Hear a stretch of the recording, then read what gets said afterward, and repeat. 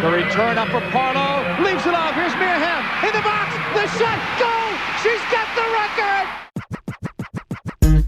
Hey everyone, my name is Sabria Whitaker and I'm the founder of Grow the Game. Erica Pioncastelli here, Tokyo 2021 Olympian. This is Carly Jackson, professional goaltender for the Buffalo Beauts. Hey everyone, this is Connor Moore, the social media manager of the Chicago Sky. For the first time in franchise history, the Chicago Sky are WNBA champions. You are now listening to Women's Sports Matter. Women's Sports Matter. Hosted by Gianna Belcastro. Arike Ogunbowale wins the national championship for Notre Dame.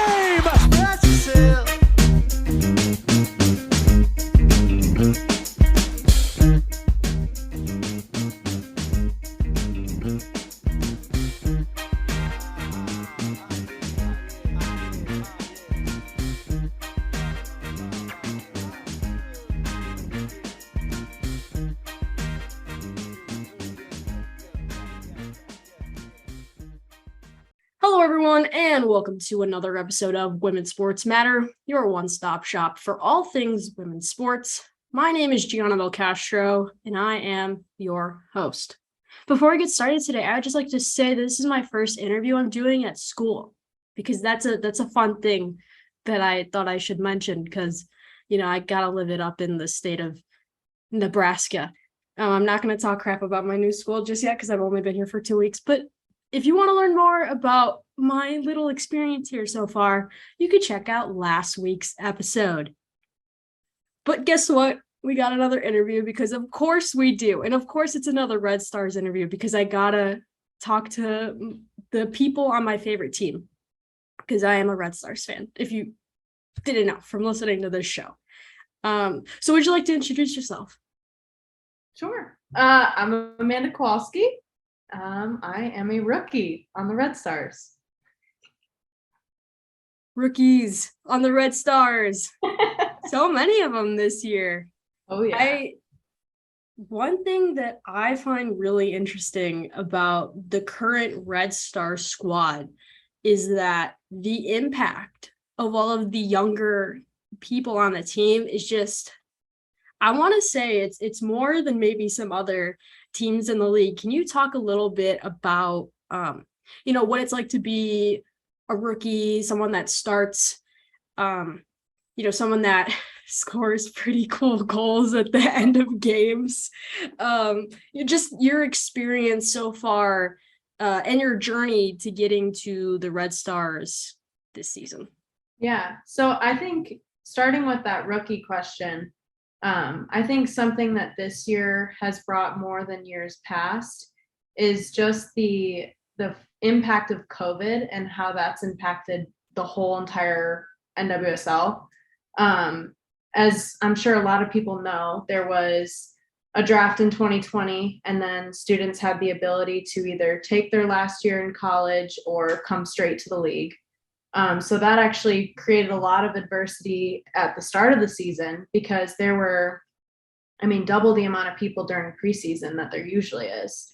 They usually have a couple discovery players, so like 4 to 5, and then they have 3-4 draft picks. So, and then those players are fighting for spots. And so this year there were I think there were 15 or 16 new players that were trying out, because there were discovery players from the year before.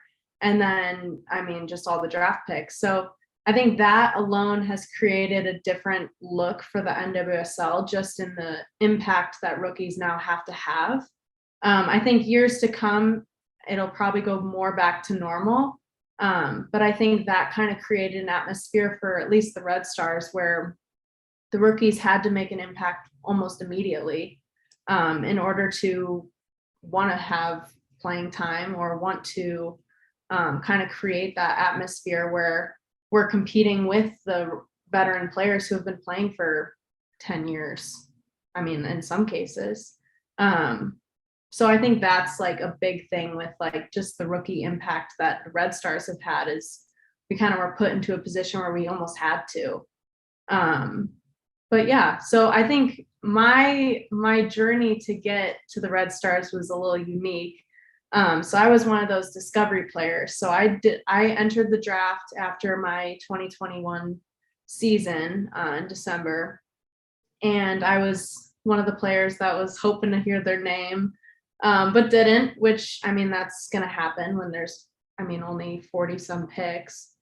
And so I was fully expecting that I probably wasn't going to hear my name, but I was really hopeful. And then, so when I didn't, I had known kind of that I wanted to stay in Chicago for the most part. I had done Red Stars reserves for summers leading up to my final season in college.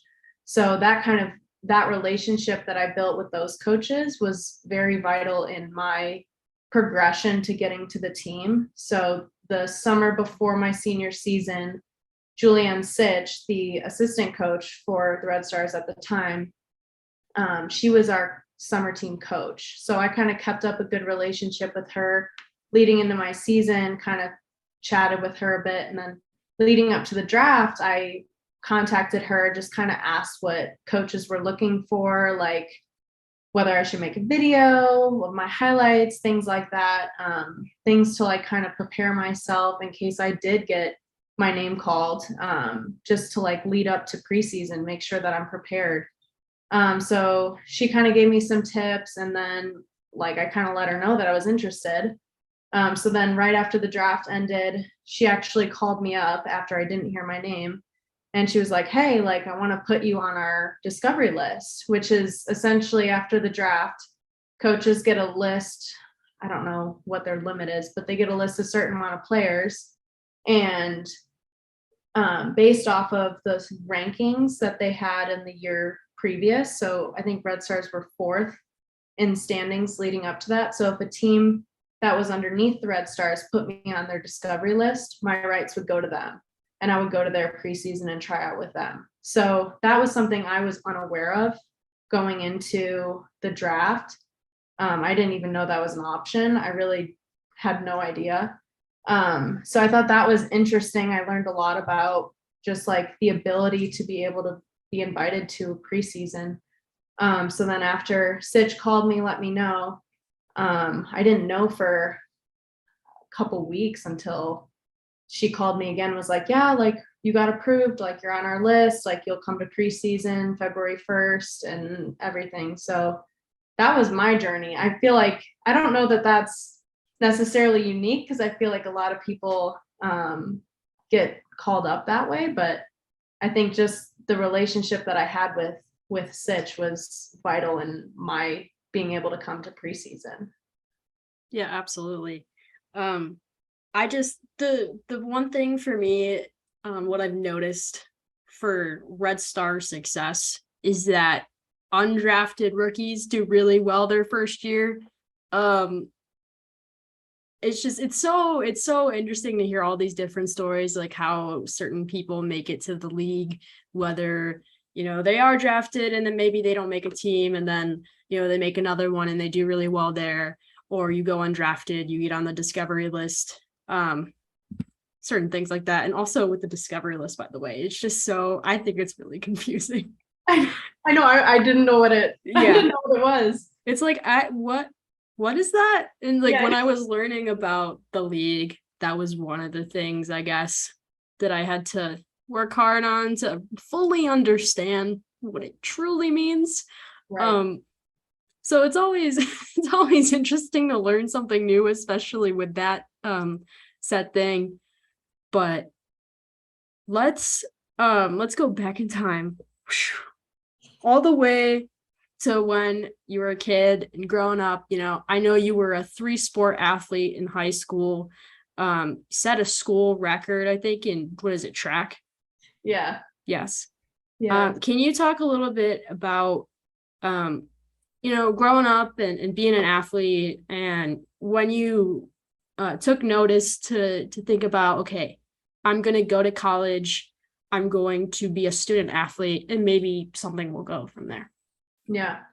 Yeah, it was interesting. I made a lot of sacrifices in high school. I think high school is probably the hardest period of time in my life, just because I was struggling with like deciding what sport I liked the most, what sport I wanted to go to college for. Because I mean, I also had the option leading up to high school to want to play basketball in college. Like that was a big reality that I was trying to deal with because I played club basketball growing up. Like those were my two main sports. And there was a little bit of overlap with like all the sports that I played.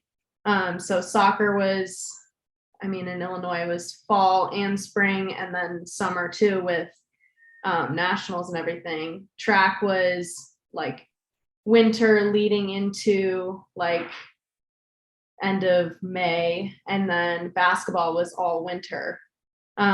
So it was there was a lot of overlap, and I think doing all those sports, especially with the physical requirements of soccer, I think doing all those sports helped my fitness level a lot. Just because I was constantly running, I was constantly doing different actions. Like basketball is a lot of quick speed, soccer is more long distance. And then with track, that was just a whole other thing. But yeah, I thought it was interesting because I originally really liked basketball more than soccer. But I noticed that with soccer, I kind of felt more, not gratitude, but it was more rewarding playing soccer than it was basketball because there's so much that leads up to a goal or a good defensive play. So I think that was kind of my driving factor for wanting more so to do soccer than it was any other sport. But yeah, I had a lot of good people in my life that kind of directed me correctly in high school when I was deciding on school. So when I finally picked Butler, my dean, Steve College, he was a big help in my life because where I was in high school, I just wanted to like have fun, hang out with friends, whatever, make the most of the time I was there. But and a big time to hang out with friends was during gym class. And he was like, nope, you're not doing gym class. You're doing varsity lifting. You got to prepare for college. And I was like, dang it. All right, I guess. But that like really helped me leading into college just because the lifting we did in high school, because of that class, like that really prepared me for what the weight room was like in college. So there was really no surprises in my transition from high school to college. But yeah, I just think the versatility aspect of doing multiple sports really helped with ultimately deciding that I really liked soccer the most. But yeah. I don't know if that answers your question. No, it does. Don't worry, it does. I remember back in the day, I really shouldn't use that saying because I'm not old. But back in the day, I remember at one point I played like 3 sports in a year, and I was like, what is going on? I was like constantly like just kept on doing something else. Okay, we're gonna do this and then we're gonna do that. I went from baseball to basketball to soccer in the span of, I guess, a year. Fall baseball, then freshman B team basketball, and then JV soccer. Oh my gosh. So I know I know the days, but probably not as bad. We're doing like, I'm gonna assume varsity stuff. Yeah, well, with club, we didn't even really get to play high school soccer, which that was a whole thing. Cause a lot of people wanted to play for their high schools just cause it's cool to like win a state title and get to play with your friends. But with like how competitive our club atmosphere was, it was more important to play club than it was high school, which like that took a little bit. Cause like the social aspect of like being with your friends and everything, like it's cool. Like you talk about, oh, I'm spending all these hours of my life playing soccer, but then they never get to watch you play because you don't play for your high school. So that was another thing that like, not that I regret not really getting to play high school soccer, but I got to play 1 year and that was so much fun. But like that was it. And I feel like that's a huge thing that not that girls look forward to it, but it's a cool, like it's a unique thing that girls get to do. Especially when you go into college, like it's something to brag about, because like high school, there's no recruiting. Like if you win something in high school, like that's just really cool because there's so many good players in your area, versus club is like, oh, well, I can get this player from here or this player from here. And so, yeah, I think it's more rewarding, but. What club did you play for? I played for Eclipse. Got it. I was gonna be like, was it Team Chicago? Was it, No, because I know, I would like to think I know all the different clubs from the area. There's so many. There's a lot. I knew people that were on like Eclipse, Club Chicago. Can't remember. Galaxy is another one. Mm-hmm. There's Soccer's FC. Yeah. That one I played for a while. Yeah, there's a lot of clubs. There's like a Team Chicago sign outside well, I will say outside of my high school. Okay. Like one of those like state champ boards they have, road signs. Right. I when I transferred, I went to Neuqua Valley. So when I transferred there, and I'm driving to school and I'm like, Team Chicago, what the hell is that? Why? What is this random sign doing in front of my school? Like, I don't understand. I think Sarah Griffith might have played for Team Chicago for a bit. I could be completely wrong with that, but I want to say that she played with them. I know it's like obviously people come from all over, but I think there's a lot of Naperville people are on like either Team Chicago, Galaxy, or Eclipse. Yeah. I'm sorry for all the people that are not from Illinois that are like, what are we talking about right now?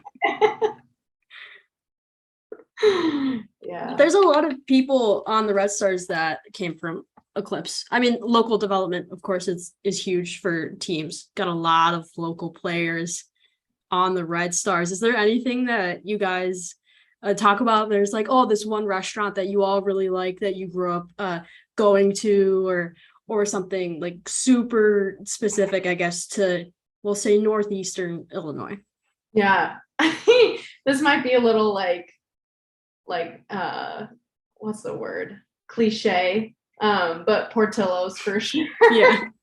That's just the go-to. I mean, there was one right by our game field in Oak Brook. So, I mean, not that we would all go together after games because everyone's from everywhere, but I mean, me and my family would go there all the time because it was so close. So, and I mean, the food's just great. So, yeah, highly recommend. Yeah, I wish there was a Portillo's out in Nebraska. Don't have that. I was like, the other day I was craving like Home Run Inn. That's my favorite pizza place. I think about all like the local places that aren't here, and I'm like, God damn it. I know, it's tough. Like, how am I supposed to live? I know. Well, even like when I went to school in Indy, they actually brought Portillo's to like the Indianapolis area, but it wasn't as good as like natural Chicago Portillo's. It's like, what? You shouldn't even be here. Like, scram. Like, it's just a Chicago thing. Yeah. Yeah.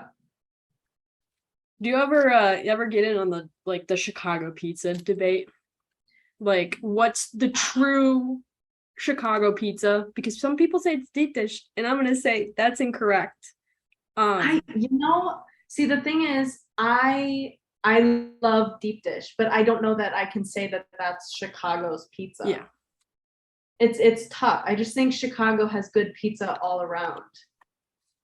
But I can't narrow it down to like, oh, it's this. Like, New York, I could say it's thin, very thin pizza where you fold it in half. That I would say is like New York pizza, but Chicago's tough. Yeah, it's like a thin crust as well, but like I'll see people tweet like, the pizza derby, I guess, is the Gotham Red Stars rivalry name or whatever, and they'll be like, oh, well, your pizza is like a lasagna or something. I'm like, no, that's incorrect. That's not factual. No, You just flip the cheese and the sauce. That's it. It's one small change. What's your favorite part about traveling with the team? Is it like, the flights, or maybe going to different restaurants together that you haven't been to? Talk a little bit about travel with the team. Yeah. Starting with my favorite part. So Bianca St. George's, that's my roommate on all the away trips. I love our deep talks. We'll stay up talking super late. So like that's like one of my favorite parts of the away trips, is just getting to like bond with teammates and like hang out with people that, we all live, most of the team lives like in the city, but I'm in the suburbs, so I don't necessarily get to like hang out with everybody outside of practice as much as I would wish to.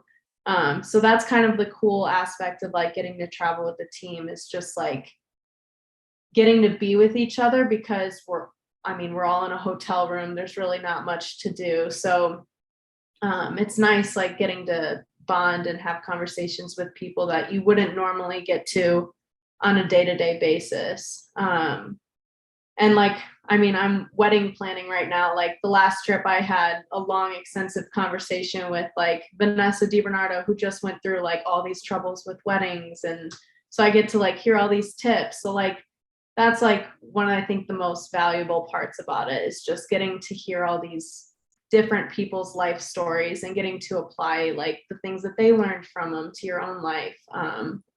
So I think that's really cool. But like traveling with the team, it's usually depending on where we go, but we'll usually get like a travel day. And then if we travel like to the West Coast, we sometimes get an extra day just to get like the travel out of our legs with like the time change and everything. We'll have an extra day train, and then we'll have a game day, and then we'll leave the next day. So sometimes it's like 4 days of a trip. But other times we'll train at the field, like at our stadium, and then travel, game the next day, and then travel back the next day after the game. So it's usually a 3 to 4 day trip, quick span, but this last month was real tough with 4 away games. That's a lot. So, yeah, it was a lot, but it was fun. It was a lot of fun. There was some good times, some bad times. But going back to your point about deep talks with Bianca, she could talk. I'll just say it on here. I know.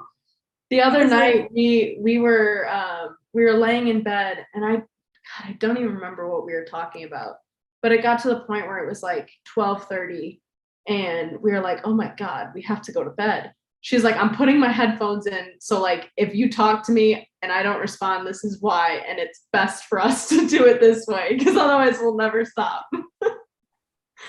When I was doing the episode with her a few weeks ago, we were just talking and talking. I look at the time, I'm like, oh my God, we've been talking for an hour and I didn't do like, the wrap up yet. I was like, what? It's like you forget that time exists when you talk to Bianca.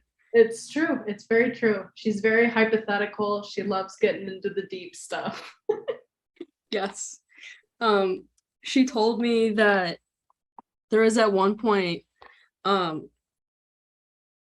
where she was talking about her school, and she like went into this like country accent, and then we got into whole talk about like accents. She told me that she tried doing an Australian one, and then you all like looked at her like, what are you like trying to mock Chelsea, I guess?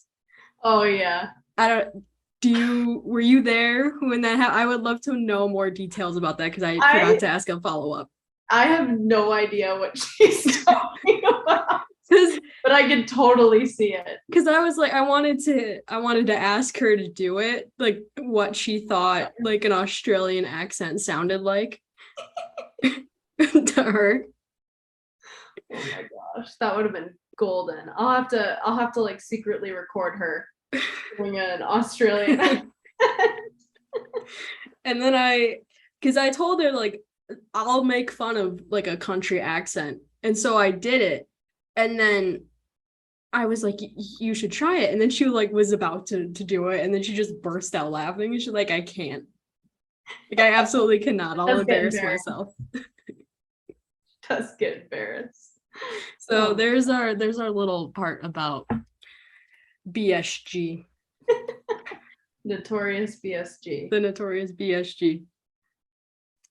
She has been made into a meme by Chicago Local 134, and you as well have been made into a meme. I want to ask you about the image created by the supporters group. Well, so I saw it originally and I was like, this is freaking hilarious. And then I started getting like a flood of text messages, and my brother sent me the screenshot of it, and he's like, I'm obsessed with this. This is your contact picture. I'm like, oh my God. So now I'm just, I don't know, a goose slayer, I guess. Yeah. It's like Chicago Local 134. I don't think there's any word to describe their posts. Like today, when I opened Twitter, the first thing I saw, I have to pull it up real quick. The first thing I saw from Chicago Local 134 was another amazing image, because graphic design is their passion. I don't know if you've seen this, so I'll look it up and show you.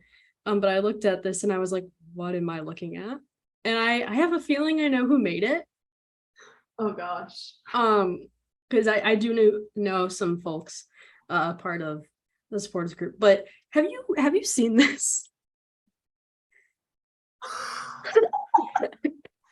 Oh wait, I had to read it. The first thing I see when I log on to Twitter is a post about Tatum, and I'm like, graphic design is Chicago Local 134's passion, for sure. That is so funny. They make some great stuff. Hopefully, for when I edit this, put the image in, future Gianna, put the image in of all these different graphic design things. Yeah, it's pretty good, right? Oh my God, that is golden. I wonder if she saw it. I just retweeted it, so if she didn't see it, she'll see it now. I think I also retweeted it on the podcast account. I don't know, maybe not. That's so funny.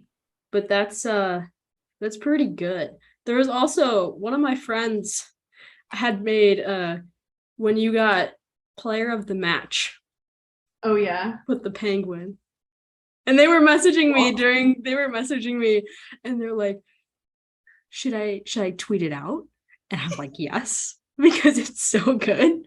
Yeah, I don't remember who made that, but they Chicago win on Twitter. Yes, they sent it to me and they were like, is it okay if we post this? I'm because he's like, yes. Do I ask the player if I should post it? Because like, I don't want them to be mad at me. Yeah. I'm like, yeah, just go ahead.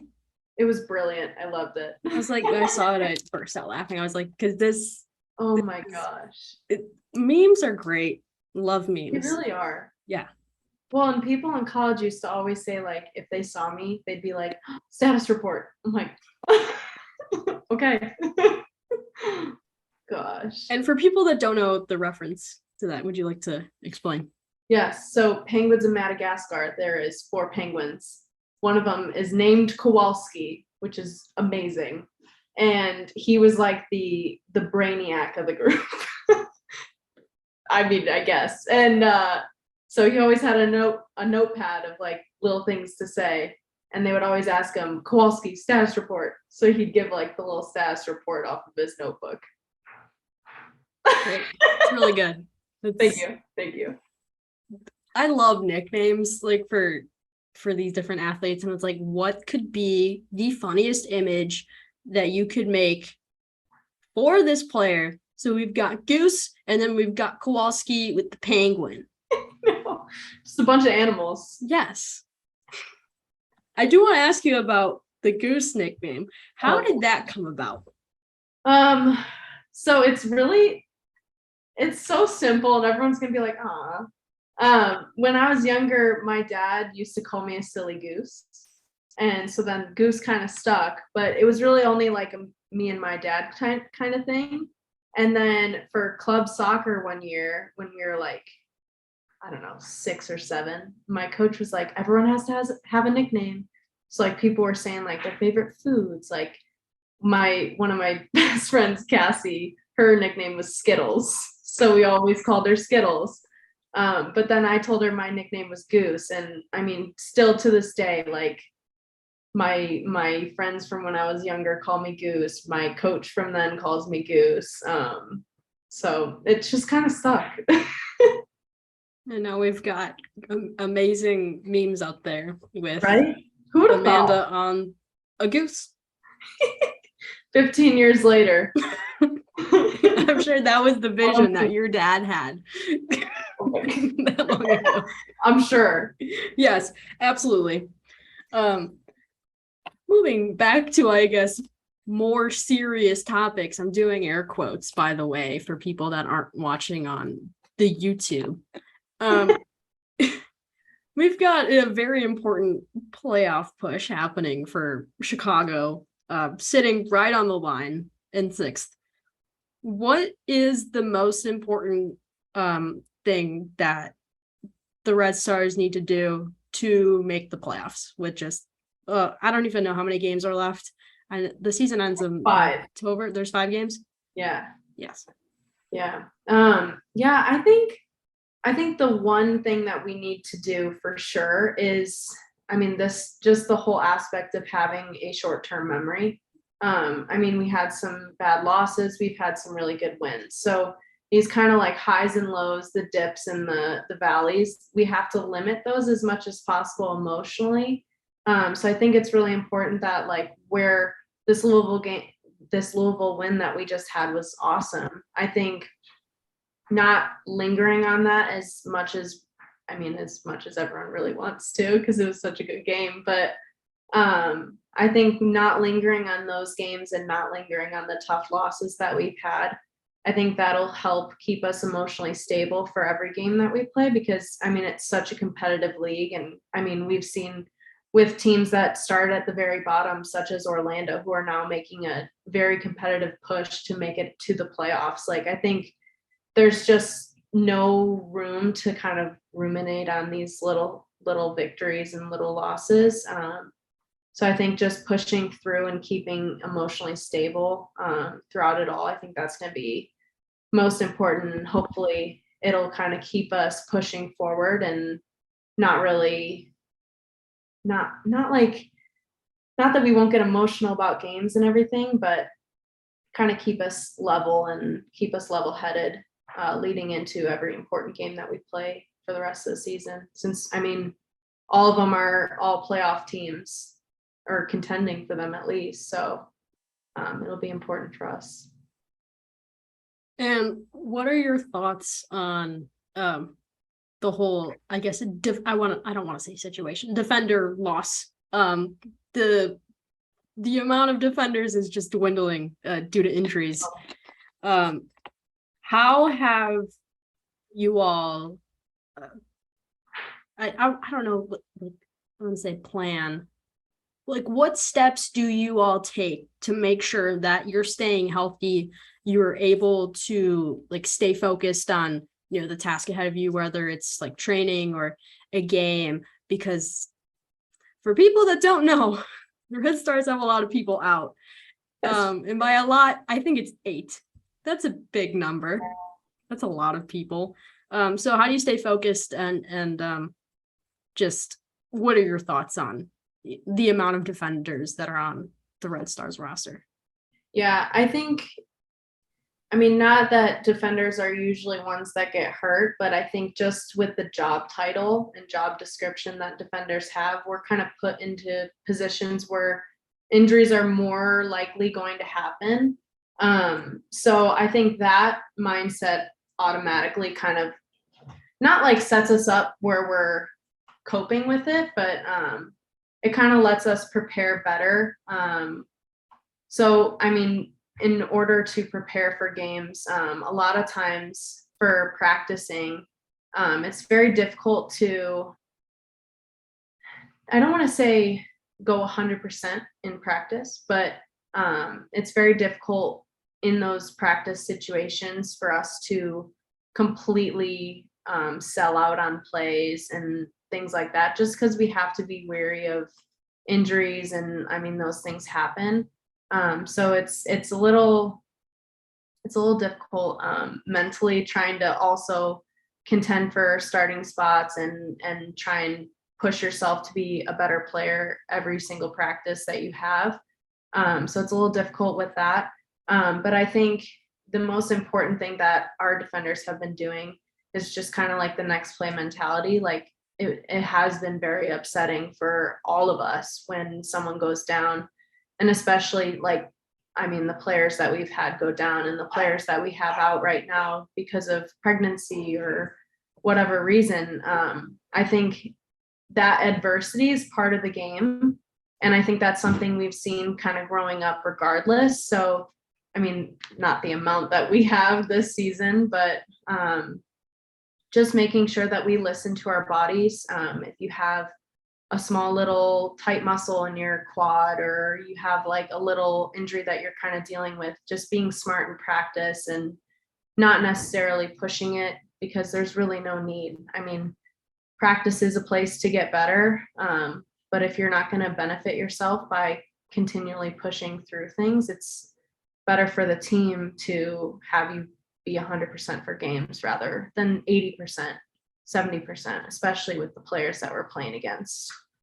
So I think that's most important, just listening to your bodies and making sure that you recover, go through maintenance liftings, make sure we're rolling out, seeing treatment. But yeah. One thing, I just started a job as a team manager for the women's soccer team here in Nebraska. And the one thing that I hear at the end of practice is make sure you cool down, because that's so important. Every little bit of training, whether it is the lifting or, actual like working on plays or the cool down, it all comes together at the end to prepare you for what you got to do, which is an actual game, 90 minutes plus of running.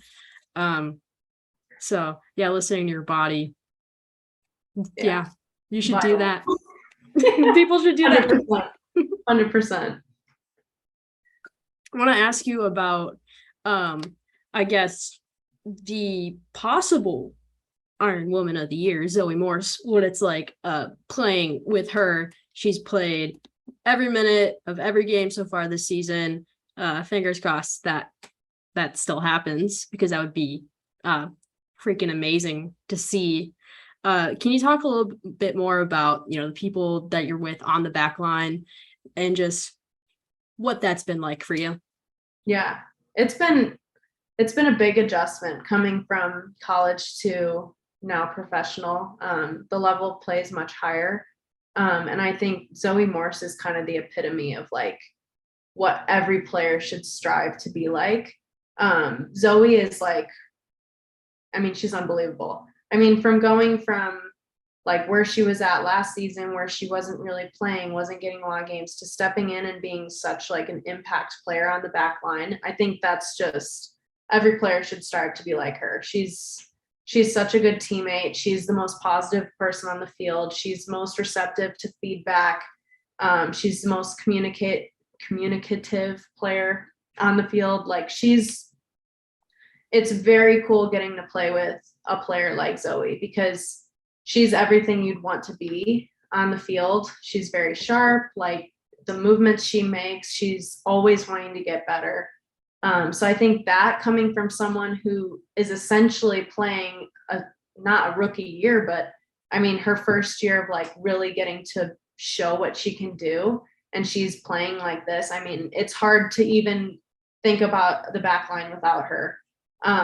And then, I mean, even like playing with Tatum too, like I played with Tatum growing up. She was on my club team. So like getting to play with her again too is awesome too. And then also, I mean, backfooting to Gilly too, like not that I necessarily get to play with Gilly as much as I would like to, Because Gilly's usually in that right center back position, but Gilly is like, she's an incredible leader on the field and off. She's always giving me tips on different plays where maybe I messed up here, maybe I messed up here. This is what you could have done differently. This is what I would do. And it's just that mutual respect between teammates to make each other better, because it doesn't hurt anybody to be positive and give feedback, because it ultimately helps the team. So getting to play with players like that is just, it's been an unbelievable experience. And I think that has kind of, I mean, the fact that our backline is so young like that, I mean, the fact that these players have been able to do this is just kind of just showing the impact that the veteran players have had on us too. Because it's not like we went into the game, learned a bunch, and then changed. It's been consistent where these players have gone in and been solid just because of the things that they've learned from the veteran players and the little tips that they give you. So I think it's really cool. And Zoe deserves the Iron Woman. I mean, my gosh, she's amazing. One thing that I keep mentioning on my personal social media, not on the podcast one, because I don't want people to think I'm too biased, although I incredibly am, by the way. Like, I tweet about the Red Stars constantly, and I'm like, this Red Star squad is so underrated. Because people in the beginning of the season were like, they're not going to do well. And I will say, not proud of it, by the way. As someone that does watch the Red Stars constantly, that I thought it was going to be bad, because, you know, you got a new head coach. You've got, I guess, not a lot of changes roster wise, besides the addition of like the many rookies that are on this squad. And then a few games, then I felt very confident about the squad. And, you know, watching, I've tried my best to watch the games. But watching what I've seen, it's been, I'll give you a thumbs up. Yeah. 2 thumbs up. I'm holding my water bottle. I'll do the two thumbs up. But with these last 5 games, is there an opponent you think it would be super important to beat? Ooh, that's a tough one, because I mean, we'll be playing against teams that are, I don't know that I can pick one. I think the most important one is the next one, which is Oil Rain, because I think coming off of such a big win, and I mean, they just had an incredible win.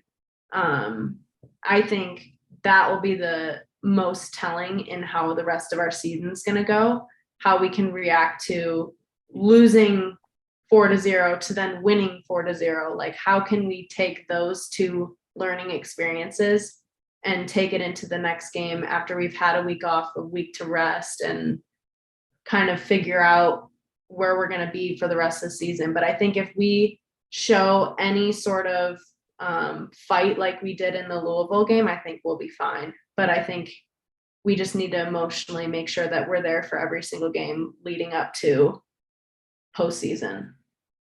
I just pulled up the standings.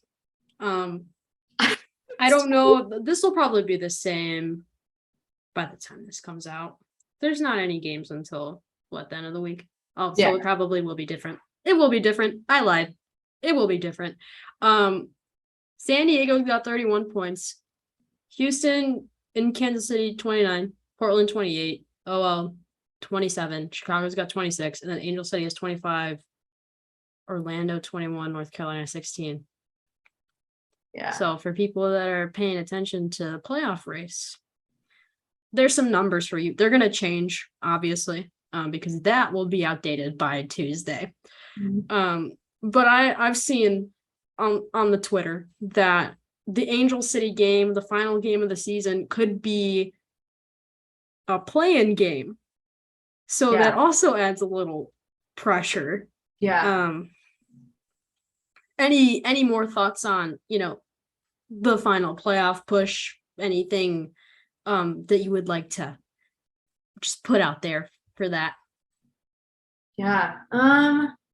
Honestly, I just think I don't want to get, not that I don't want to get too far ahead of myself by thinking about that, but like, because that is a possibility where we're neck and neck with Angel City, and whoever wins gets to go to the playoffs. Like, I think that is a very real reality that we could have. But I think if we take care of business in the next leading up games, if we beat, let me think, I think almost every team that we play against besides Angel City is ranked above us right now. So I think that's something that we have to take into account too, because like all these teams have had such solid seasons just like us.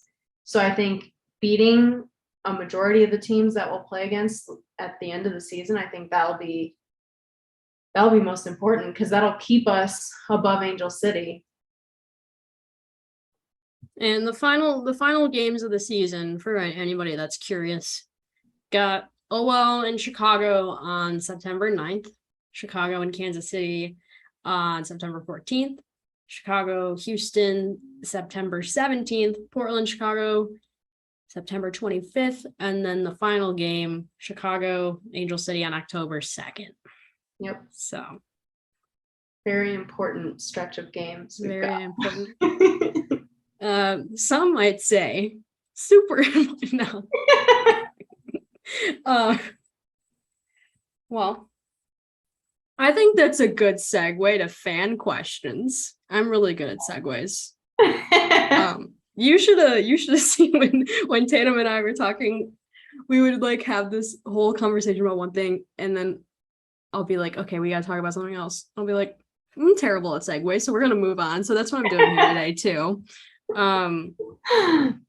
Let's see here. We're gonna do some fan questions. There aren't a ton, but there's a good amount. All right. So the first one is, why is 31 your kit number? Good question. So it's kind of a cute story. My parents met on March 31st. And so 31 has kind of been my dad's good luck number. So my older brother was number 31. I was 31 kind of growing up. And then I don't know that my younger brother was ever 31, but so that was kind of like the reasoning why 31 was the number, just because my number in college and like club was number 5, and then obviously Rachel Hill's number 5. So I had to kind of come up with another number, and I was like, oh, 31, obviously, because I had pictures of me as a kid where I was wearing number 31, and I was like, I have to. So it was just a good luck number. I felt good about it, so I stuck with it. That's a nice little story about that. And that question was from Red Stars Report on Twitter. And there's another one from Red Stars Report. So just your thoughts on playing with maybe the best, well, we're going to say the best goalie in the United States, Alyssa Nair. She is the best goalie. I was really nervous about playing with her just because, I've watched her for years.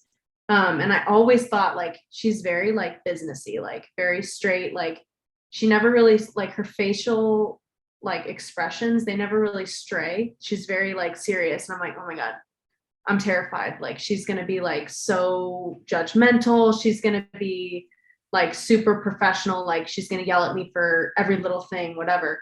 She's like, oh my gosh, she's amazing. Whereas a lot of goalies, like they feel the need to like talk constantly, give you information, which is good. She is very quick with it. She's always like, all right, 2 steps left, 2 steps right, step up higher, or like just little quick information. And she never, regardless of the score line, she never strays from her tone of voice. She's never angry. She's never happy. But it's very professional. It's very easy. Like you don't take any emotion from the thing she's saying. You just know she's saying it because she thinks that's what you should do. So it's very easy. It's very I mean, it's super easy to listen to, and it's a very appreciative thing that I have about her, just because I've played with all different kinds of goalies, and by far she's unbelievable. And just, I mean, you see it, everyone sees it, how good she is. And but I think that aspect a lot of people don't really get to experience, and I think that's one of the best parts about her, is just like her communication skills. And oh my gosh, she's awesome. All right. Of course, like a listener, that's all you gotta say, a listener. That's it. Next. Let's see. Gotta go to my bookmarks. Let's see. Can you name the Amanda Kowalski super fan group? And this is from Eddie Kristen on Twitter. Oh gosh. What a great question. I was at so I've been doing wedding planning, and right before this, I actually had to go to a taste testing, and my parents were talking about it, like we were talking about the podcast and everything, and my mom's like, they're probably going to ask you fan questions. And I was like, okay. And I did tweet it out, by the way. I'd just like to say, not probably, I definitely will, if I get them, of course. Well, and my mom, she pulled up that one, and she's like, what would the fan group be called? And I was like, I don't know. I was thinking, I'm like, you could be the Goslings or like the Squawkers. I don't know. I have no good name for that. Well, whatever you say, whatever you just said, will now be on fan posters probably. So oh my gosh, this is such a big decision. I guess they'll have to pick which one they'll like. I'll do a poll. I'll do a poll on Twitter and be like, okay, when are we naming this? I love it. Yeah. People answer the polls on Twitter, by the way. So there will be probably heated conversation. All right. About it. Did you by chance see the questions that Chicago Local 134 had asked? No. Oh, no. Okay. What's the best goose species? Oh, I mean, I don't even know any others besides the Canada goose. And yeah, I was gonna say I don't. I would say the Canada goose, just because Canadian people are so nice. So I would like to say Canadian geese, but then everybody's like, ew, like they're so mean. They hiss at me, blah blah blah. They are mean. Oh, I know. I mean, I have to go Canada goose. Okay. The second question in this. Oh gosh. Does she prefer the OG She-Ra or the DreamWorks refresh? I don't know what that question is, but it's there, so I'm gonna ask it. I don't know what they're talking about. Okay, if you're asking whether I like the DreamWorks guy who fishes off of the moon, I'm gonna say that's my favorite. I don't know what the She-Ra thing is. I don't know. Is it because I'm too young? I don't know what it is. I probably know who tweeted this, and I'm gonna be like, well, what is this question? Yeah, let me know, and you can tweet at me, and I'll answer it then. I don't know. This last one is kind of funny. Oh gosh. It says, how many punchkis do you have to be able to eat in one sitting to be a bona fide Kowalski? Who? See, that's funny because we actually celebrated Punchki Day growing up. So, see, but the thing is, I also, on top of my nickname being Goose, I eat like a bird. So for me, it'd be 2 max. I don't think I could eat more than that. But oh my gosh, I love punchkis. They're so good. They are pretty spectacular. Every time I'm at the grocery store with my mom, because I'll usually be like, you see the thing over there? You gotta put it in the cart. You gotta do it. I don't know. Growing up, I would call them paxies because what else?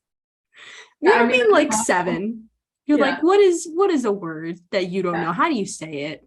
Yeah, the C with the little squiggle at the bottom. I know how to say it now. So when I talk to my family, I'll be like, so when are we getting the Paxies? That's my question. When are we going to get those? But since I'm a professional interviewer on my very professional show, I said it correctly. I love it. Just but don't today. stray from who you are. Yeah, so all the way. yes. What's your favorite kind of, I'm going to say punchki. I'm going to say it right this time. Okay. Ooh. See, I like the lemon ones. But I've never had those actually. Oh, I just like the fruit-filled ones. Those ones, because they remind me of jelly donuts. Yes. So I really like the fruit-filled ones. I've not had, I think raspberry and lemon are my two favorites. I like raspberry. Yeah. I was gonna say more fruity, but the lemon's good because it's like, you ever had like a lemon bar? I have. Okay, so it tastes like the lemon of that inside of it. I probably wouldn't like kind of like a custardy type deal. Oh, so good. I think it's gross. My uncle likes lemon stuff, and I'm like, no. No, thank you. But I'll agree with you on the raspberry part. Okay. Or the apple ones. The apple ones are good. Yeah. Is there any particular like local place that you'll go to get some? There was one, I don't remember the name of it, but there was this local bakery. It's closed down now, but that's where we used to go to. It's in I think there's a neighborhood nearby me that's very Polish populated, like almost like an apartment complex. So there were a lot of like little Polish bakeries, restaurants, little things.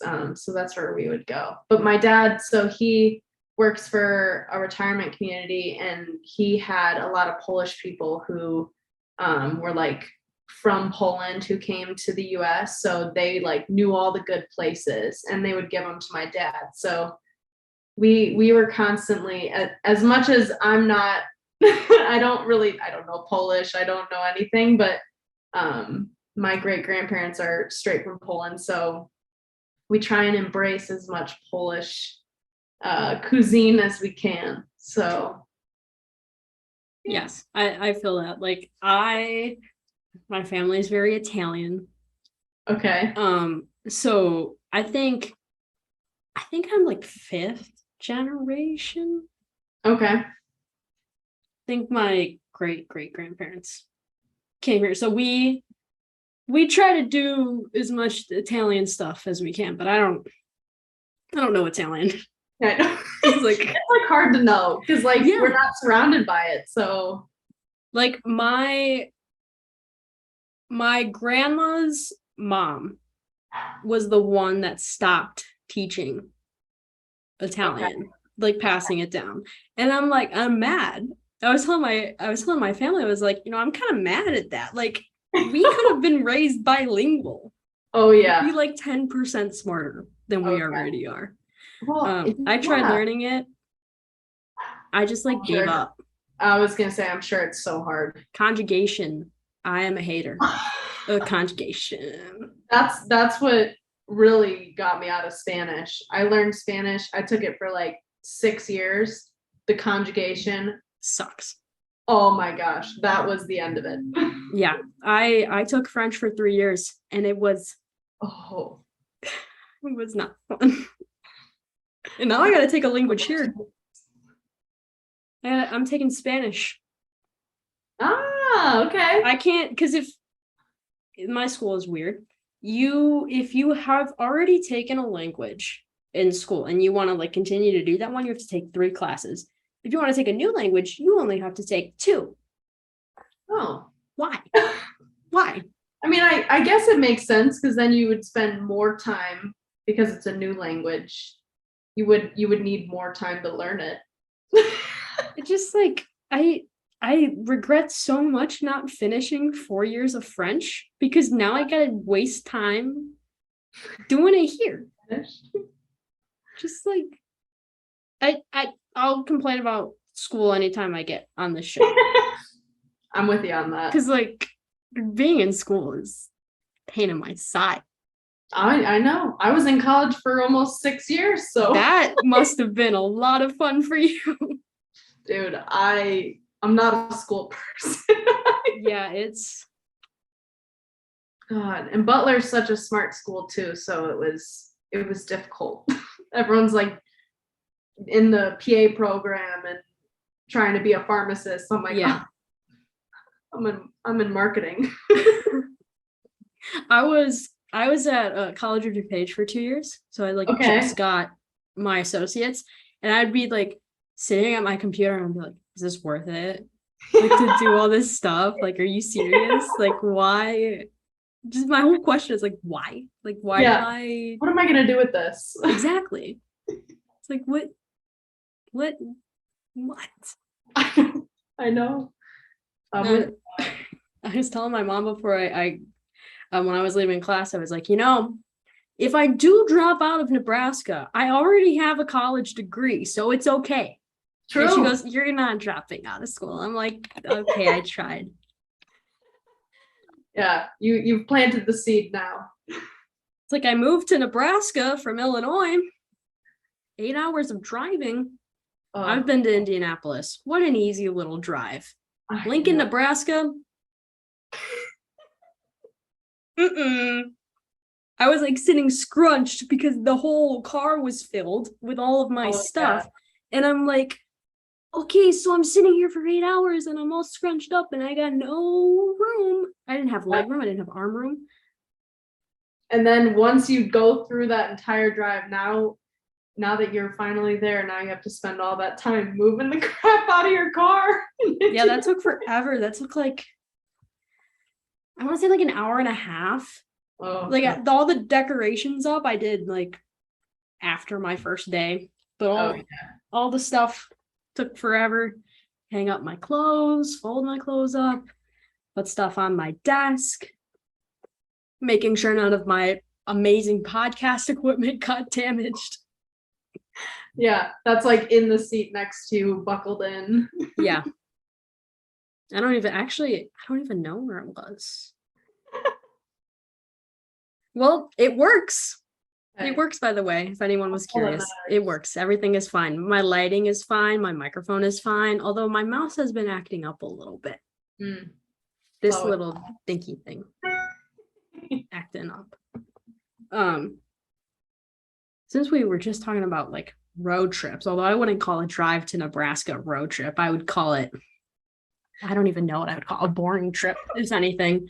My favorite thing to ask people from our area is, those signs on the highways when you're driving to different states. Do you know the signs that I'm talking about? And just, I think so. Do I have, because I don't want to, how do I word this? It's got a phone number on it, and it's 888 hope or whatever, those signs. Yeah. Do you have a favorite version of one of those signs? Because I have some favorites. I mean, I always pass this one, not to get religious, but the one that I pass going to school all the time, it would say Jesus is real, and then on the other side it would say that's my favorite. Hell is real, and I'm like, that's my favorite. Oh, okay. Good to know. Well, I'm on my drive. Let me just ponder our existence. Yeah, I'll see those signs and I'll be like, so people, they went to the middle of nowhere and they're like, you know what? We're gonna put a Jesus billboard up. Yeah. And hopefully, while someone's driving, they'll be like, oh, I gotta call them. Let me get my phone out of my back pocket. Right. I'm like, okay. While I'm passing all the cornfields, now I'm like, oh, right. Forgot about that. Passing all the cornfields. It reminds me of back home, 5 minutes away from a cornfield. Wherever you go, even in the burbs. It's Plainfield. I'm 5 minutes from Plainfield. Well, not anymore. But I was 5 minutes from Plainfield. There's corn. Yeah, it's true. Have you seen the corn video at all? The corn kid? I love the corn kid. I don't get it. I don't understand the hype. I don't know how to meme. I guess that would be an important thing. So like I feel like such an old person, you know, when all these trends happen. Right. Like when Vine was a thing, I was so into it. With TikTok now, forget it. See, that's how I was when Vine shut down and then TikTok was coming to be. I'm like, I refuse. I'm protesting. I'm not downloading it. And then it got to the point where I was like, I can't avoid it any longer. So then I downloaded it. And now it's a problem in my life. I watch it way too much. Yes. But I think that's probably why I like the Corn Kid, because that's like every video on my thing. And now they've made ones where they turn the Corn Kid into a song. And now people make dog videos with it. It's so cute. They're like, it's corn, but with the corn, they have like the dog's name. And oh my gosh. I'm obsessed. Yeah. My school, my university, the University of Nebraska-Lincoln, paid this kid on Cameo to make a video for like, you know, wishing the Huskers good luck for the start of the athletic season or something. And I'm like, well, that was a good idea, number one. But number two, why? I saw like you're wasting like I wouldn't say wasting. They're paying this kid. Like that's cool. They're wasting like the money I am paying this school to go to some kid that got famous for singing or talking about corn. That's actually really true. I didn't think about that. Because I'm just like, why are we doing this? It's really funny how that happens. Like Chipotle literally just made a commercial or like an advertisement, and like the Corn Kid goes through the line and he's like, no beans, no meat. And then they're like, any sour cream, whatever. And then they're like, do you want any corn? He's like, it's corn. I'm like, I have not seen that. It's so dumb, but it's like little things like that. I'm like, I don't understand how this happened. How did we get here? The internet. Yeah. It's the internet's fault. It is. Blame the internet. Blame the algorithm, whatever that means. Yeah. The algorithm sucks. I don't know anything about it, so I'm just gonna be like, you know what, algorithm? Guess what? I hate your guts, and then move on. What are they gonna do about it? Not show my YouTube video to people. That's what's gonna happen. That's true. They'll change other people's algorithms. The algorithm. What? I don't even know what that is. I'll learn about it one day in school if I ever pay attention in class. Yes. I do pay attention in class, for family that's listening, by the way. I definitely do. 100%. I'm never on my phone texting or on Twitter or doing other homework. You're a student. I'm a great student. I had to put it out there because they will listen and they will ask questions. What am I paying for? They'll give me critiques too. So one of the questions I like to ask during the lightning round, which I guess will be next after this, I'll ask local people like White Sox or Cubs, and they're like, don't ask the question. And I'm like, why? Because it doesn't have anything to do with your show. Guess what? It's my show. Yeah, true. You made the show. You made what it's about. So my question for you goes. White Sox or Cubs? My parents are gonna crucify me for this, but I would say Cubs, even though I grew up a White Sox fan. You see the thing hanging up in the back? I do. See, I'm what they call a fair weather fan. Interesting. So I was a Sox fan growing up, and then when I met my fiance, I became a Cubs fan because he was. Yes, I'm that person. Okay. That's fine. Yeah. Okay. Don't hold it against me. I'm going to tell you. Political reasons, I'm a Cubs fan. Yeah. So when I asked two other Red Stars this question, Tatum said the White Sox. Yes. Bianca said the Cubs. And I'm like, Uh-huh. girl, what are you doing?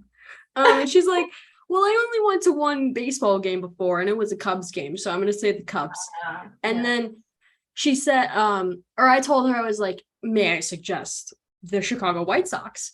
And I was like, they really stink this year, but that's okay. You know, maybe you can go to a game next season.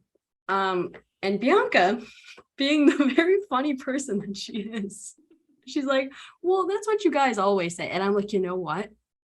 That is enough. Like, moving on. We've taken it too far. You're taking it too far. I think it's been an even split of like White Sox, Cubs fans on the show. But I always have to ask because it's a truly important question. And that's the kind of journalism happening here on Women's Sports Matter. Indeed. Now we're going to move on to the lightning round. Okay. You don't have to answer fast. That's also another complaint they have. Oh, okay. And I always like throwing this out there every time because they're like, Gianna, they don't answer fast enough. And I'm like, I don't care. Like, I'm not going to yell at them to be like, hurry up. Come on. 3 seconds. And then Bianca told me that she's like, I'm going to be the fastest person to answer all these questions. And she was not. No. I will try and be fast just for the fans' sake. I will try and answer as fast as I can. Well, you don't have to. For the most part, I'll try. Maybe I like to piss off my family. No, I'm kidding. Rebel. The first question I have for you is if you're reading a book or listening to an audiobook, is there anything that you would like to recommend to the listeners of this show? Ooh, see, it's a hot take because I'm not a big reader. I do like true crime podcasts. So for all those people who like listening to murders, I listen to Unsolved Murders and Solved Murders on Spotify. Okay. I am not into true crime. I also don't listen to other podcasts. I probably should, but I don't.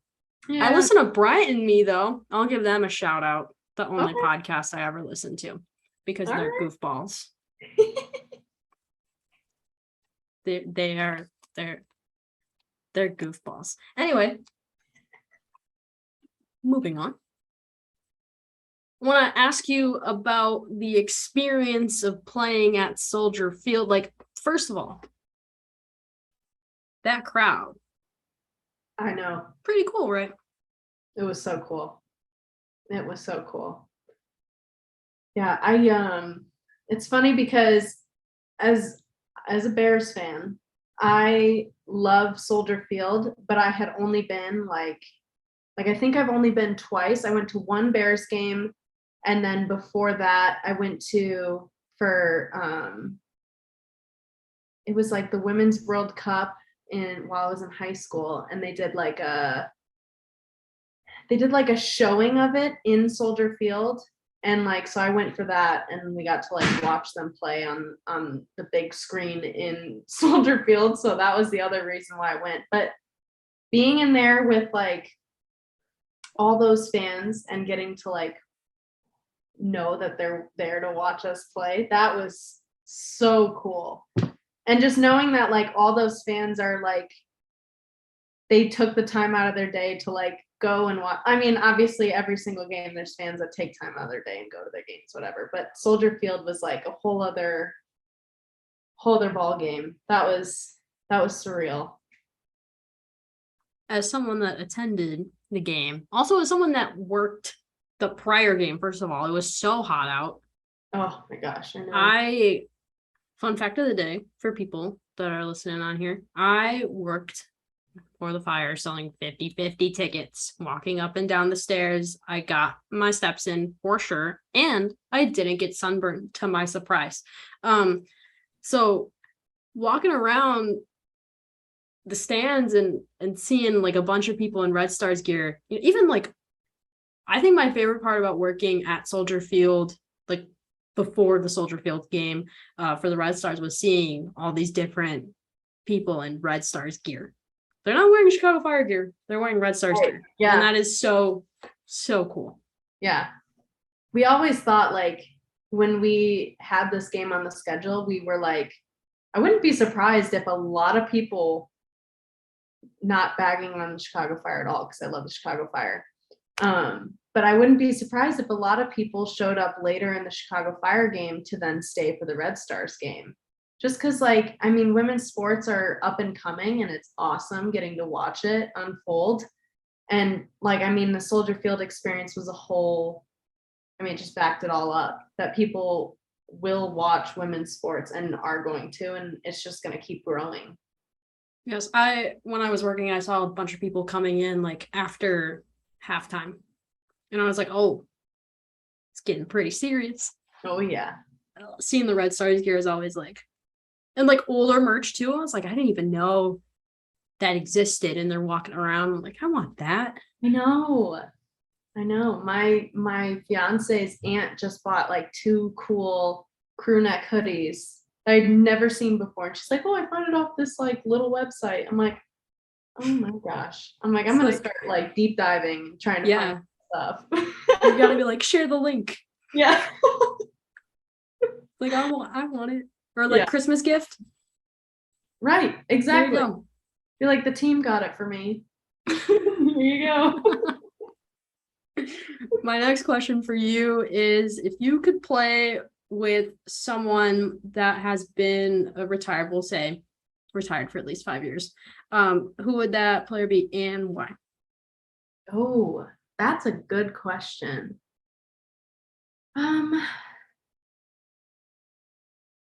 I would say, well, so there was this movie that came out when I was younger. It was called Dare to Dream, and it was all about the women's national team with like Mia Hamm, Brandi Chastain, Michelle Akers, all those players. I would say Michelle Akers, because she's a badass and she plays like one too. And I have always, like, Mia Hamm is like, I mean, obviously big fan. But I think Michelle Akers is kind of like one of those players where like, she wasn't a Mia Hamm, she wasn't a Brandi Chastain where like her name was everywhere. Like, I think she was one of those hardworking players. And I mean, I always just kind of looked up to how like her play style was. She was kind of gritty and was just all around like a reliable player. So I would say Michelle Akers. Final answer. That's not an answer you hear all too often. I know, I have to pick someone different. Yes. All right, you talked about this earlier. You're gonna get married. What has been the easiest part about wedding planning, and what has been the hardest? Oh, see, I'm early in it, so I feel like later in the game I'll hit some of those hard parts. But I think one of the nicest parts about it is, so with picking your venue, you also pick the wedding planner too. So I think that's big with wedding planning, and been one of the easiest parts is you can kind of quickly decide whether you want to pick a place or not, because the people that you work with, you want to pick someone who you get along with, who will help you out, whatever. So that's been one of the easiest parts. I think the hardest part is picking a date. I haven't picked a date yet. And I need to do that because I'm trying to get married by next winter, but we don't obviously get our schedule. So I don't know when, and it's stressing me out. So that's where I'm at. Yeah, that might be one of the toughest things, is the day. Are you doing outside, inside, like where you're doing it? So it'll be inside because I'm doing it out of season, so winter, so it'll be cold. And I'm doing it in Chicago, so it'll also be cold. Very cold. Very, very cold. Too cold. Yeah. So I'm hoping that if I do it more towards November, it won't be as bad. But it's looking like it'll be more towards December just because, I mean, with COVID in past years, it's delayed the championship game by weeks. And I don't want to have to reschedule a wedding because I put it a week after our season was supposed to end. And then there was a game. You never know. So I think I got to do December, and I'm not happy about it, but I'll settle for it because it's just one night. just one. It's just a party, okay? That is a great way to label it. It's just a party. Party. Going to weddings is fun. I've only been to a few of them. Yeah. But I haven't been to one as, let's say, adult, like a little kid. Agreed. And one of my favorite memories from a wedding is my sister being herself. She's a dramatic person. That's not the nicest way to talk about my sister. She was a flower girl for a wedding back in the day. Okay. Using the phrase again. And oh boy, did she try and steal the show. Of course. So when you pick out a flower girl, you gotta find someone that's gonna steal the show from you. That's what you gotta do. I think I already have picked out my flower girl. She's my baby cousin. I haven't told her yet, but it's funny because her mom, so my baby cousin, who I want to be the flower girl, her mom, I was the flower girl for her wedding. And I learned the hard way that when you're a flower girl, you have to delicately use the flowers, because I used a ton in the beginning, and then I had like 3 petals for like the last half of the runway, and I had to like do one. So that was one thing I learned from being a flower girl, was be frugal with the amount of petals that you use in the beginning. They should give you like 2 baskets. That way you can just right? go. That's what I think. You need more flowers. More flowers. Although probably not for me. Get me sneezing the entire time. To pollen? I've got allergies, I've learned recently. Okay. Not a fan of that. This state has taught me so much already. Nebraska, I'm just speechless at that point. But Nebraska is quite the place to be. See, I don't know that I've ever been to Nebraska. Their slogan is "There's no place like Nebraska," and oh boy, are they right. Actually, I lied. I've been to Omaha, which I think is in Nebraska. If I'm right, yeah. Okay, then I've been there. It's like on the border, not on the border. It's like 15 minutes away from the Iowa-Nebraska border. Sweet. I don't recommend. Yeah. I just miss Chicago and like Naperville and everything. But there's a bunch of stuff to do. Yeah, I mean, I didn't even do that much. Well, that's a lie. I miss my job. I think that's probably the biggest thing. I miss the White Sox, the one White Sox game that I went to. No, I went to 2. But let's see. Final lightning round question. If you were to host a true crime podcast, is there what would your first episode be about? Is there like any particular case that you're interested in doing like a deep dive on? Ooh, how morbid. So I would probably pick the John Wayne Gacy, just that whole story, because I just recently watched the Netflix docuseries on it. He's from Des Plaines, which is where my dad's from and where I was born. So I just think that hits close to home. So I think that would be a good intro into my podcasting career of true crime. Alrighty then. Well, I think you would do very well on a podcast because this was a very fun time. It really was. All right. We're at the end of the episode. Before we do like where you are at on social and all that jazz, is there anyone you'd like to shout out? Ooh. Oh man. Well, my dad already told me that I needed to shout him out. So shout out Dad. Shout out Mom. Shout out Zach, my fiance who's in the other room. And shout out B, my girl. It's my pug. That's it. That's all. Those are good. Those are my shout outs. Double thumbs up for those. Now you gotta text your family and be like, hey, guess what I did? I did exactly what you asked. I gave you the shout out on the Women's Sports Matter podcast. You're welcome. Yep. That's what I'm here for their glory. All right. Where can the people listening to this episode find you on social media? So on Instagram, it is AmandaPlease5. On Twitter, it is A Kowalski 05, I think. You think you don't know? You don't know your own handle? There's Should I look in there? Let's see what the handle is. Might be little... A Kowalski _05 or something like that. That's correct. Nice. Good job. Nice. All right, and where can people 10 years?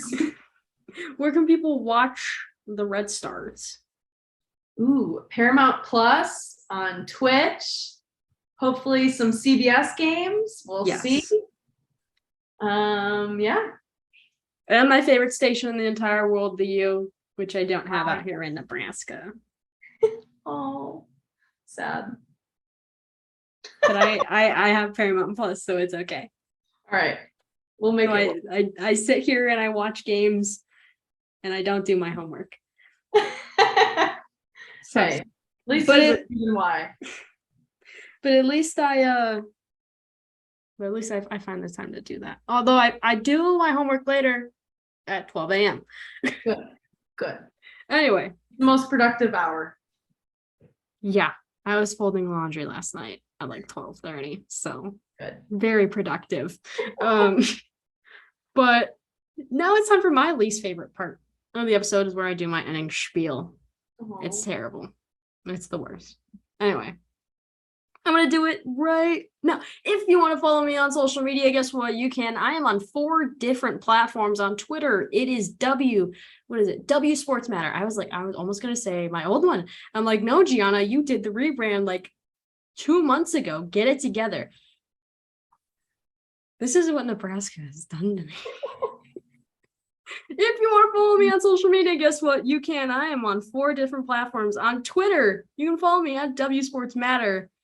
And on Instagram, TikTok, and Facebook, it is Women's Sports Matter. See, it's so easy because it's the name of the show. Just type it in. You're welcome.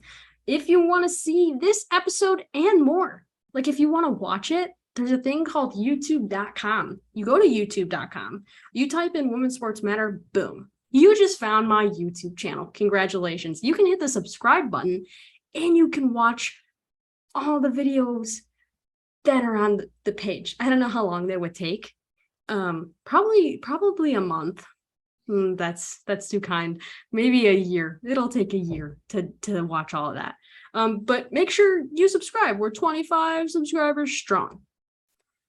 Moving on to the next topic. There's a bunch of resources linked down below if you want to register to vote, if you want to find a COVID vaccine, if you want to learn more about various player associations in women's sports leagues, they're all linked down below. If you live out of state and you're going to college like I am, and you're like, oh, I want to vote in the next election, go to your county's website and get an application to vote by mail, which is what I did because I'm a smart college student. I'm possibly a smart college student. Let's see what else is there. Make sure you watch the rest of the NWSL season because, oh boy, things are heating up.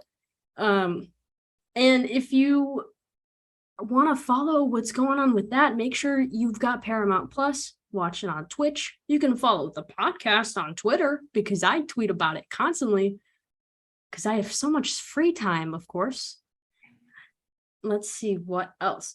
Oh, breaking news, More Than 5% is dropping in September. Want to learn more?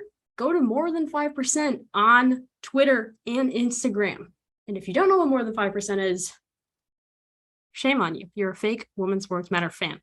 But Carly and Zoe are going to launch their show on, I think it's September 29th. So to learn more about that, go to their Twitter or Facebook.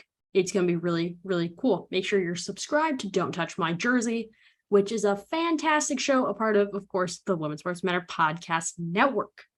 That's going to be it for me. I'm going to actually go do homework. I have stuff to do. I'm going to do my homework like a good, responsible college student. Thank you again, Amanda, for coming on today's episode. I really appreciate you taking the time out of your day to talk all things Red Stars and more. Of course. It was a blast. That's going to be it for me. I swear I'm going to do my homework. Thank you again so much for listening to another episode of Women's Sports Matter. Again, my name is Gianna Del Castro, and I'm your host. I will see you next week with, of course, another freaking interview. Okay, that's all. See you, folks. Bye-bye.